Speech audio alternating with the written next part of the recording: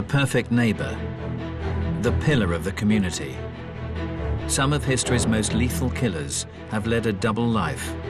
One part, Mr. Nice. He was there smiling on the cover. He was the poster boy.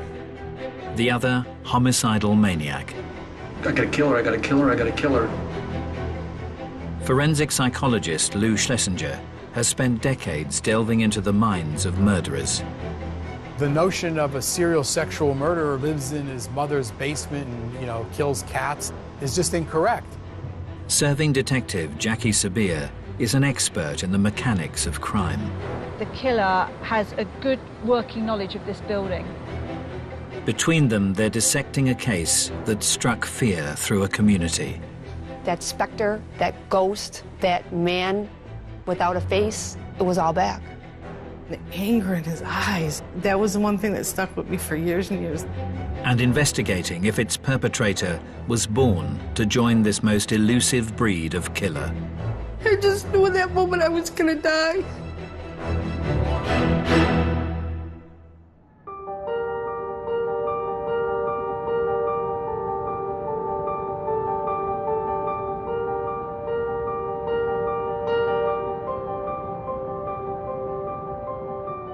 With over 20 years' experience in homicide, Detective Jackie Sabir has headed up some of Britain's most high-profile murder cases.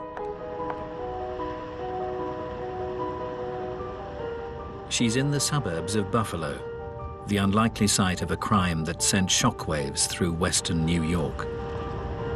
One of the really special and exceptional things about Buffalo is actually the stability of the community here. People feel safe, and people that grow up here often come back here to raise their children. There's a good standard of living, there's stable employment, even through some very difficult economic times. And nowhere is this sense of tranquility more apparent than in the idyllic neighborhood of Amherst. Amherst has been voted one of the safest communities in America. It's a picturesque community, a community of affluence. It's where most families aspire to move or live in. Just a very nice place to live and to raise kids. Each year, the beautiful setting also attracts over 30,000 students. It's home to one of the largest universities in New York State, University of Buffalo. As most campuses do, it has a jogging or biking trail fixed to it. It runs along Elka Creek, and it's a beautiful paved trail that you can run, bike, rollerblade. During the fall of 1990, second-year communications student Linda Yalem had been making the most of the green open space.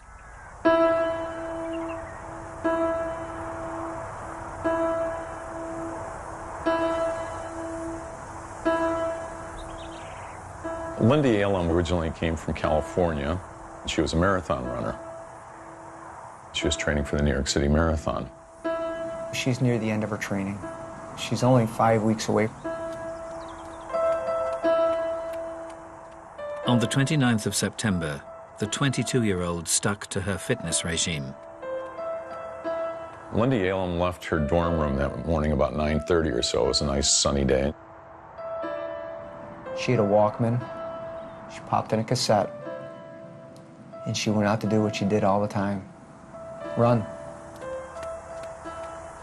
Her roommates were expecting her back in a fair amount of time, and she just never came back.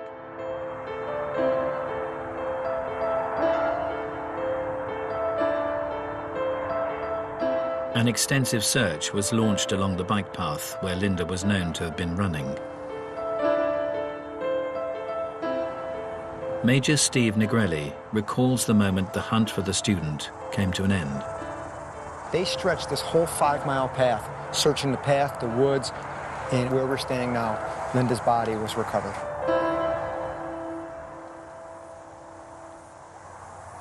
She was shrouded with her sweatshirt covering her torso. Underneath the sweatshirt, her brassiere and t-shirt was lifted up, exposing her breast. Her pants were pulled down off of her one leg. Was there any signs of defensive injuries? She had numerous injuries upon her face, in her body, abrasions and bruises that indicated that she did try to fight her assailant. Despite her efforts, Linda's assailant cruelly controlled her. The assailant put duct tape over both her nose and her mouth. She was unable to gasp any air. In fact, she was sucking so hard that the duct tape was actually indented into her mouth. As the perpetrator raped his victim, he inflicted further torment through the use of a handled garrote. Why would someone use a garrote in this sort of case? What do you think he was doing with Linda? The garrote, by its very nature, where you can render someone unconscious just with a couple of twists, is a control mechanism. And what he did is he did a double loop. So if I could demonstrate, he just went over and back. And just by one hand, because now he had both broomsticks in his hand, he's able to tighten the garrote and bring his victims in and out of consciousness. They left signature garrote marks, ligature marks across her neck. You're very close to your victim. You're going to be looking in their eyes, aren't you? You're going to be able to see what you're doing to them, aren't you? That's correct. Forensic psychologist Lou Schlesinger has analyzed the minds of some of history's most twisted serial killers. For him, the torturous technique carried out on Linda Yalem raises huge concerns. When you use a ligature or manual strangulation to kill someone, that tells me it's personal, because it's an inefficient way to kill somebody. It takes a long time. They could fight their way out of it. So when you kill with strangulation, that is almost always a sexual element involved, because you're seeing the victim suffer. And strangulation has been the sordid choice for a class of killer who only get their kicks out of this sadistic MO. During the 1980s, Virginia's South Side strangler, Timothy Spencer, created tourniquets from belongings found in his victims' homes. He had 2 socks wrapped around her neck and a 16-inch vacuum cleaner extension twisted in the ligature. Tampa Bay murderer Bobby Joe Long would bring his own ligature to the scene of the crime. Just left the ligature right on the victim. Why did he do it? Because for some reason that was arousing to him to see the victim lying there with the ligature just hanging off her. Right in here's where I killed her. This class of killer is perhaps topped by America's most prolific serial murderer. You think you put like five of them in there? Gary Ridgway was the archetypal guy next door, but in his hidden life, he strangled dozens of prostitutes. When I got through having a climax with her, I jumped on her. How much are you pulling on her neck? I'm pulling really hard on her neck. How? Just like this. What are you saying to her? Don't fight, and I'll let you go. No, Ridgway was never going to let him go. He got him in the strangulation hold, and he basically said to them, if you relax and just let me go through my little sexual thing, I'm going to let you go. And when she relaxed, he then strangled her and killed her. I'm feeling, I gotta kill her, I gotta kill her, I gotta kill her. They want to get close and touch the person as she's dying. This is what's stimulating for all of these individuals, like Gary Ridgway and Long, and so many of them who kill with that method.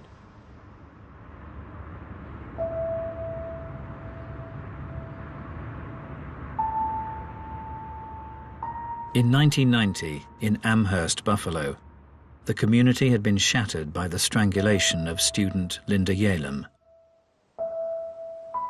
She was jogging in the middle of the day. She was attacked.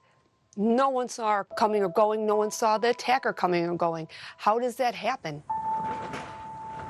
Detective Jackie Sabir is on the scene with Major Stephen Negrelli as he recalls the moment detectives received a break in the case.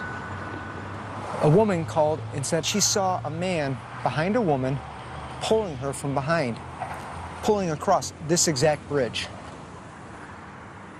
The sighting suggested that the killer was acting with unabated confidence.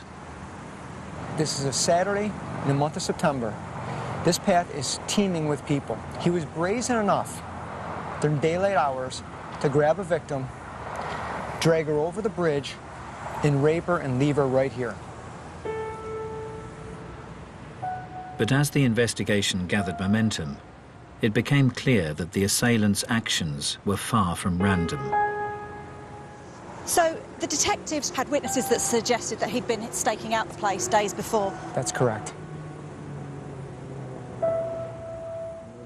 And one such witness was a local factory worker who had spotted a work colleague in the vicinity just days before Linda's death. And his co-worker saw his fellow co-worker walking on that path.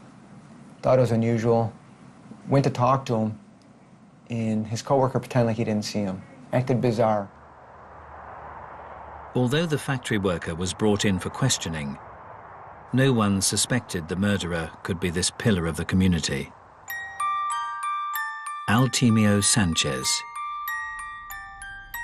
He coached the boys' baseball team. He played on, community baseball teams through his church. All of his neighbors said he's the greatest guy. He'll mow your lawn for you. He has the nicest looking lawn in the neighborhood. Invites him over to barbecues and things like that. Despite the model neighbor bearing a marked similarity to the perpetrator, close colleagues on his shift at the factory didn't take it too seriously. There was a father and son who worked at the plant as well, and when the composite sketch was out there, they used to joke with him and say, "Hey Al, this looks just like you." And he'd kind of chuckle.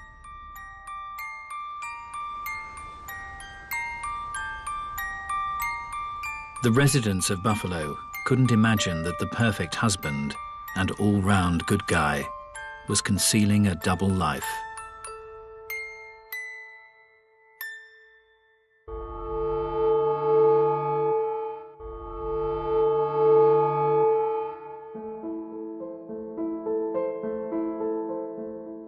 Forensic psychologist Lou Schlesinger and serving detective Jackie Sabir are unraveling a case that rocked a suburb of Buffalo, New York.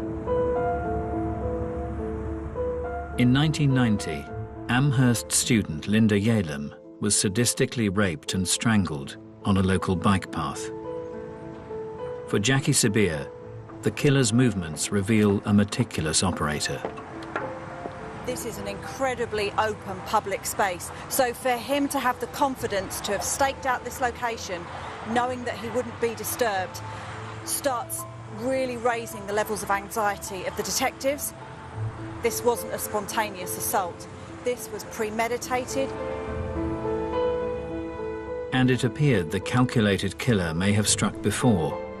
His technique resembled an MO displayed in a series of sex attacks, perpetrated by a character dubbed the Bike Path Rapist. The Bike Path Rapist first became known to me when I was a teenager. A girl from my high school had gotten raped.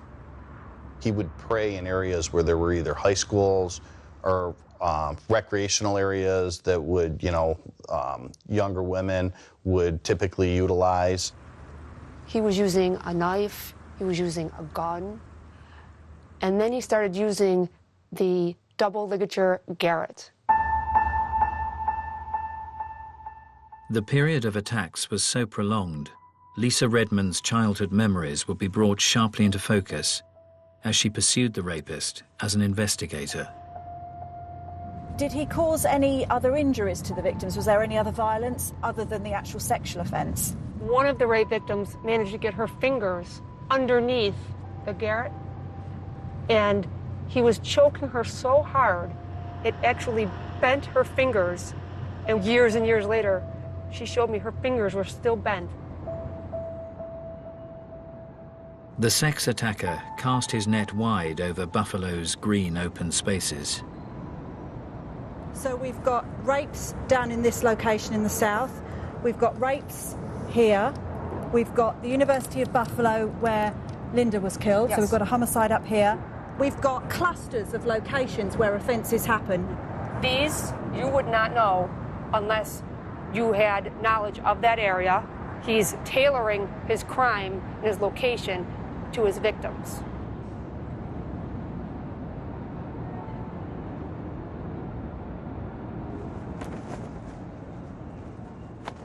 In 1986, 17-year-old Hamburg schoolgirl Susie Coggins would experience the terrible wrath of the rapist firsthand. I was walking to a 9 o'clock class.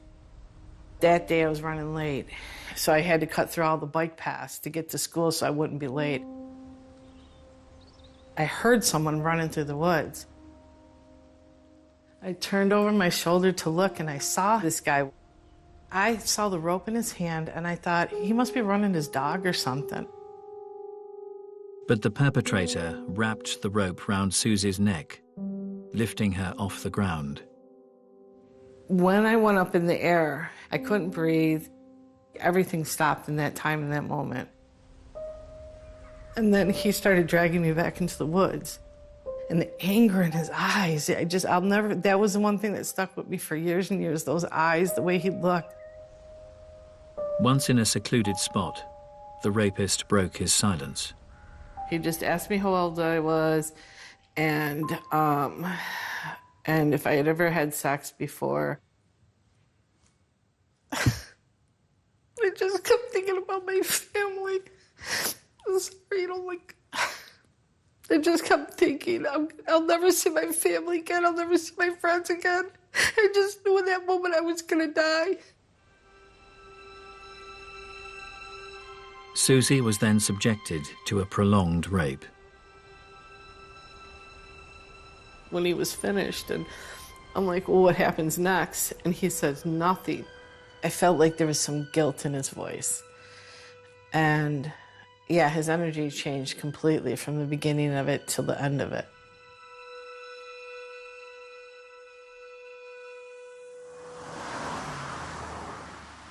As police desperately pursued the rapist, charismatic factory worker Altemio Sanchez was as popular as ever. He was a jock. So people at work loved having him on their softball team, running with him, golfing him. He was an outstanding golfer. He was a guy that guys wanted to hang out with. Despite his jovial demeanor, Altemio Sanchez's start to life had been far from happy. As a child, he struggled academically, but Sanchez would insist his biggest challenge was out of school, living with his alcoholic mother. She would frequently remind Al, you weren't wanted. She openly told him during his life, when she was pregnant with him, that she actually bought kind of a concoction of drugs that would induce an abortion and use those drugs during her pregnancy. The unwanted child had been born into a turbulent home in 1958 in Puerto Rico. He was one of 4 children. There was family tension between mom and dad, and I believe dad left when he was very young. I think he was 2 years old when dad left. His mother discovered very early on that his father was having an affair and moved the family to New York City.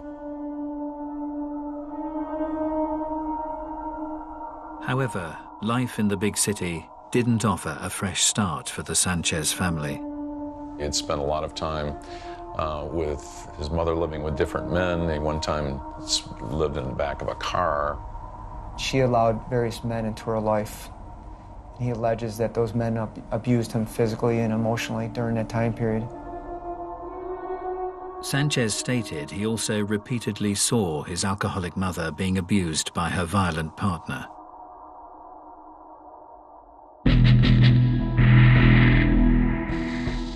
For forensic psychologist Lou Schlesinger, a child witnessing aggressive behavior against his maternal figure can have devastating consequences in later life.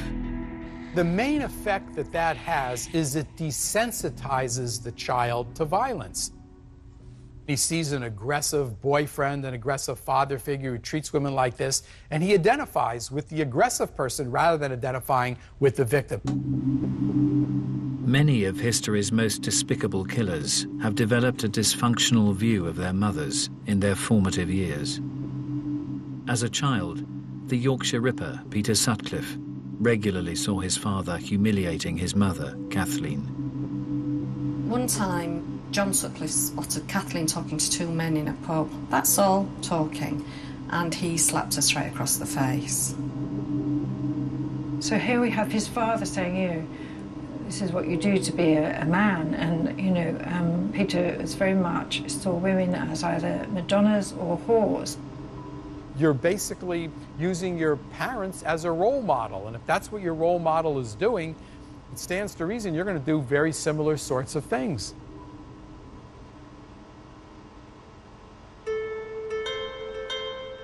But this crucial mother-son relationship can be affected in other ways.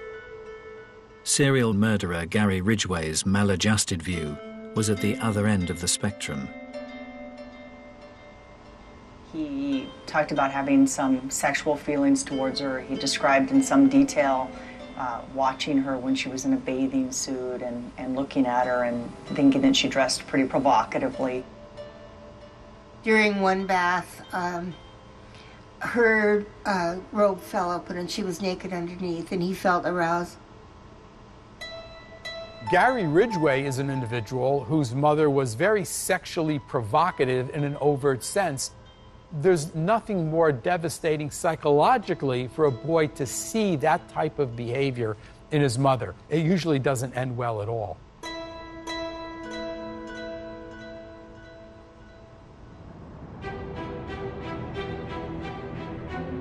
In 1990, in Buffalo, New York, police had connected the murder of student Linda Yalem to a string of brazen rapes committed along the area's bike paths and trails. What made this so bizarre is these were broad daylight attacks. But then, for the next 2 years, the brutal crimes ceased. Poof. He vanishes off the radar.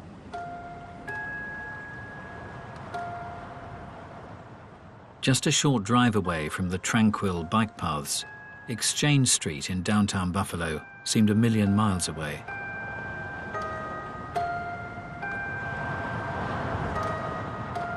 The red light district was worked by a prostitute, Majane Mazer. Majane Mazer was turning tricks. Sometimes she would stand on corners. A lot of times she would give her number to people and they would call her. But on an October night, the vulnerable 32-year-old was picked up by the wrong man. A John called her. She went out to the curb, got in his car, took off. She was never seen again. Okay, so this is the actual building. Right up to the fence line is where Majane Mazer's body was found. Bless her. Detective Jackie Sabir is joining Lisa Redmond as she revisits an industrial wasteland that in 1992 was the site of a horrific murder. A man actually picking wildflowers found her in the brush. It was not clear like it is now. It was overgrown, and her body, not only was it camouflaged by the foliage, he actually put a piece of corrugated plastic over the top of her.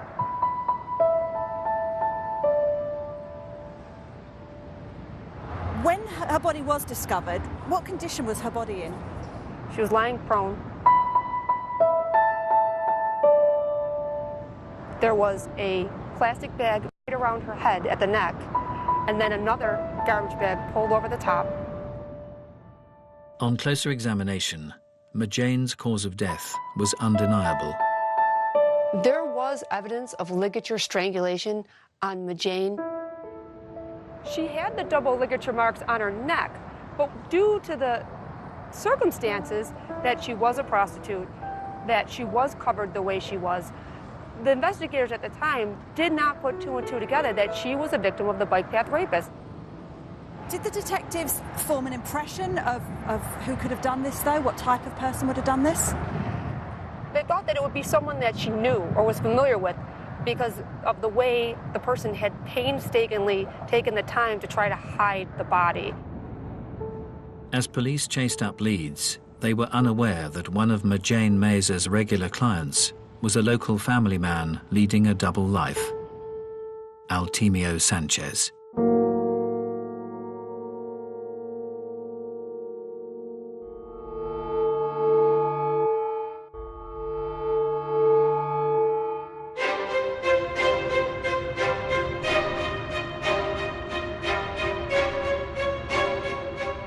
In 1996, in the green suburbs of Buffalo, New York, 6 years had passed since the murder of Linda Yalem. In the wake of her tragic death, the local community was determined the young student would never be forgotten. Because Linda was a runner, there was something created called the Linda Yalem Memorial Run. It's an annual event, and it's to raise awareness about women's safety issues. Before the race would start, there would be a moment of silence, and then a bagpipe would lead the runners down to the starting line. Amongst those taking part in September '96 was competitor 635, local man Altemio Sanchez. It turned out that Altemio Sanchez was a bit of a runner. He belonged to the running club at American Brass. It was seemingly a typical act for one of the community's all-round good guys.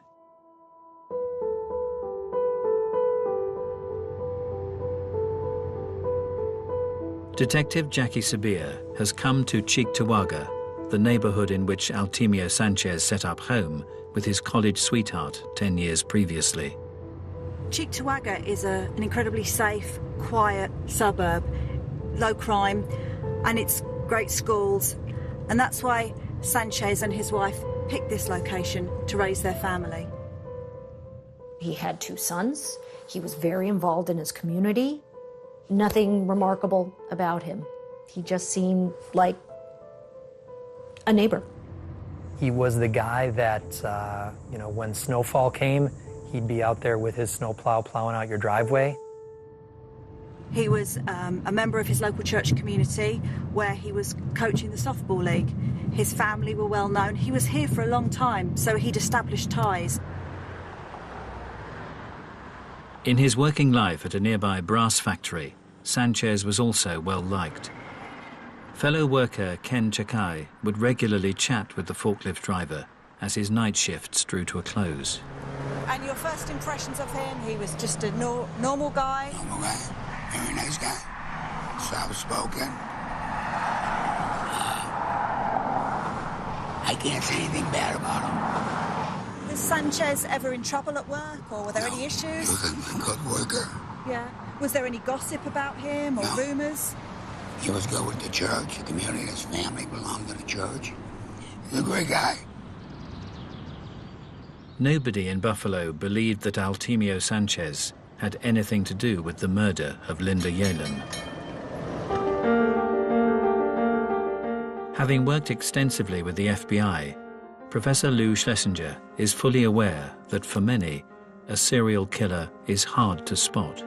The notion of every serial sexual murderer being weird and a loner, lives in his mother's basement and, kills cats is just incorrect.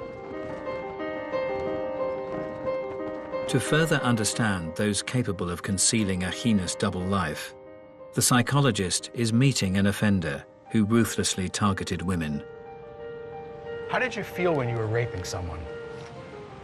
Oh, I felt powerful. This inmate is a serial rapist who remained undetected within his community for over a year and a half. Someone knows very little about this topic. What could you say to help them understand the mind of a serial rapist? For me, I hated myself. I felt that I wasn't adequate. The sex offense is not about sex. It's about the power and control issues. It's about the self-esteem issues. It's about a person who is desperate to be accepted and validated as a person. While you were raping women, you were in a relationship with women. Well, in this case, I was married. You were married.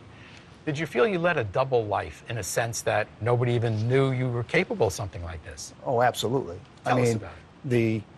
I had regular work. I worked hard. I was responsible. I enjoyed activities with other people. When different people that knew you from the community and whatnot realized what had happened, were they pretty shocked? Oh, yeah. Yes. Didn't have a clue that you were capable of this. In fact, I remember the prosecutor during the case made a statement in court that, you know, in all other aspects of my life, this is the guy you would want your daughter to bring home, because I was a steady person. Talk well, smart. Right. But I had this dark side that I was going out and raping.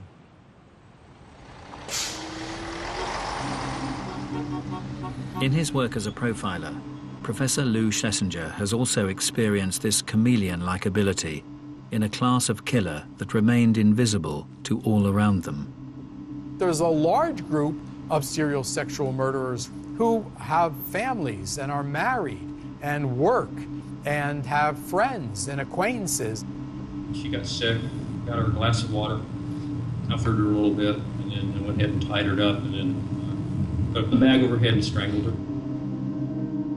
Over a 30-year period in Kansas, Dennis Rader murdered 10 people. All the while, the respected scout camp leader hid an assortment of sordid behavior, frequently tying himself up within the local woods. He was very big into autoerotica. What he did was to leave the campsite where the Boy Scouts were, and then he attached a camera on a cord and would take photographs of his accomplishments. Most people believe they can detect deviancy and particularly danger in others when they really can't in some cases. In Riverside County during the 1990s, model citizen Bill Suff's murderous identity was even more impenetrable. He was supplying equipment to the police department, the same police department that was investigating him. A homicide victim was found one morning when two of the investigators were with Bill, and their pager went off, and Bill made the comment to them, "Oh, did you find another body?" If a person interacts with you and makes jokes and seems like a normal guy, why would you possibly suspect that he's capable of such extreme deviancy?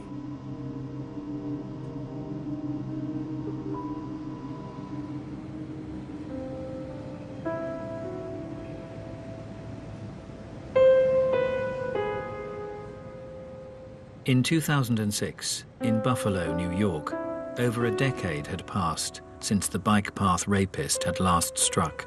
As time went on and there were no more attacks, I really believe that the community became less guarded. They believed that maybe he left the area, was in prison, or possibly dead. Collectively, the community still had it in the back of our minds. That's where we pushed it, because everyone wanted to believe deep down that we were safe. On the 16th anniversary of Linda Yalem's murder, respected neighbor and loving husband Altemio Sanchez had been out with his wife at an office reunion. He was photographed at a downtown bar at a party with a drink in his hand, with his wife, with his arm around his wife. But amidst the celebrations, no one could have guessed how Altemio Sanchez had spent the day.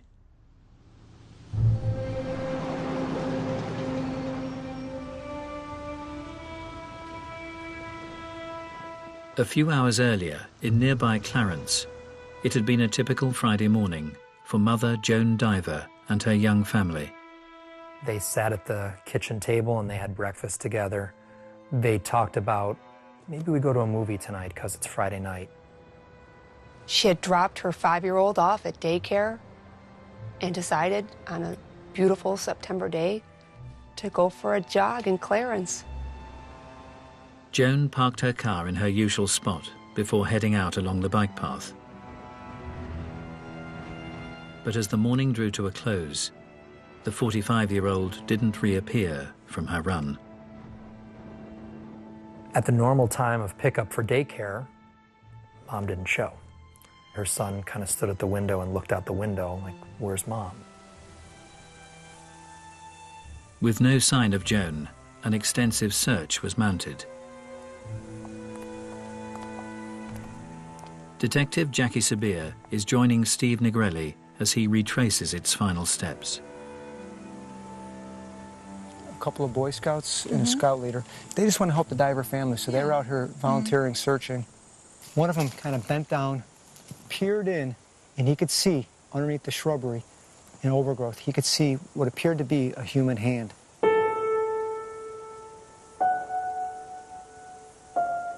It was in fact Joan Diver. What did she actually look like when she was here? And she was laying on her back. Her pants were down. Her shirt had been lifted up, exposing her breast. You could see that she had been in a struggle. You could see that there was some marks on her body. Although not witnessed for over a decade, the method of murder had a chilling familiarity. Those distinctive double ligature marks on her neck. So even after the 12 years had passed, it's almost like a textbook copy of what happened before. All the MO was lining up.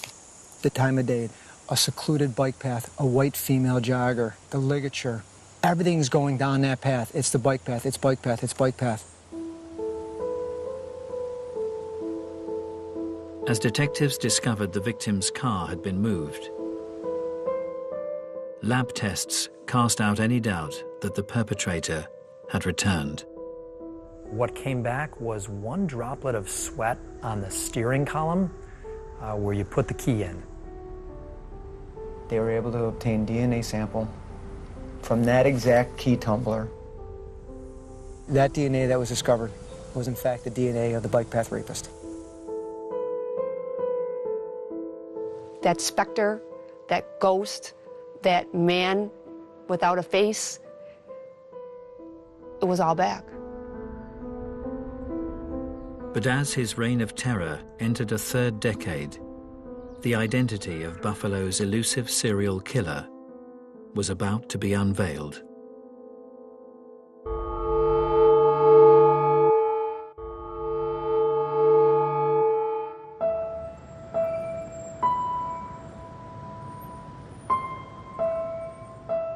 In September 2006, in Buffalo, the murder of jogger Joan Diver had marked the return of the bike path rapist after more than a decade's absence. As a serving detective, Jackie Sabir is in no doubt as to the impact of this tragic development.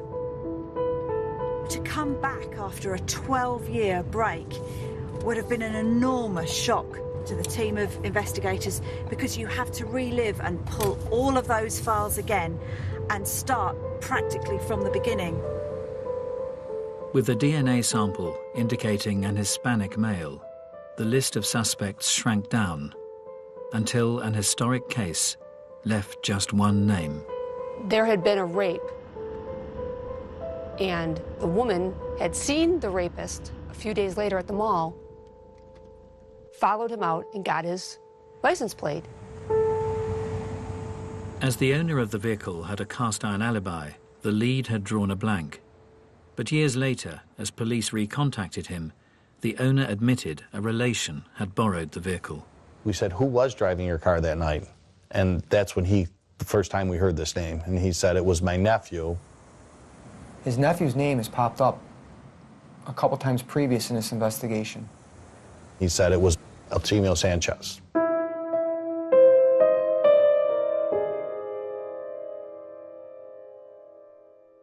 It was like getting hit in the face with a baseball bat, because after all these years, we finally had a name to this faceless monster that had been terrorizing the women of this community.